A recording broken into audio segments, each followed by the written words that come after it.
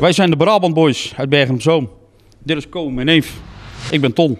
En Ko die gaat de rest het woordje maken, denk ik. Nou, we hebben pas een nieuw nummer uitgebracht. En 26e komt die uit. En dat is allemaal in Halstree. Daar is de CD-presentatie voor ons, onze tweede nummer. Nou, hij is geschreven door Ton Spronk. En wij hebben het ingezongen, de nummers.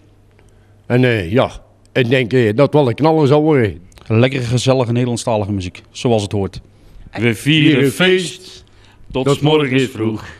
En we hebben nooit genoeg.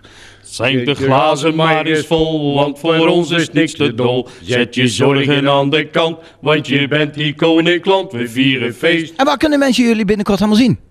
Heel veel bij ons in de buurt, daar zijn we best wel redelijk bekend. Je mag niet stoeven, maar het is gewoon zo. En we hebben ook een paar avonden staan in Geleen in een café. Dat is ook van kennissen van ons. Tony en Janine, dat is ook een duo die zingen. Daar hebben we dus een paar avonden in België. En we zijn bezig met een andere zanger, maar die woont in Apeldoorn. En dat is nog allemaal even afwachten.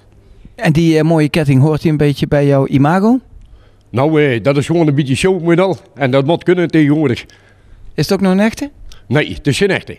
Dat is jammer, hè, dat het geen echte is. Wij allemaal denken dat het zo'n rijke neef is en daar staan we weer. Hè? Ja, maar ik moet wel zeggen, het is een hartstikke lieve, aardige jongen. En samen als we op pad zijn, altijd stikgezellig. Echt een feestje waar we binnen zijn.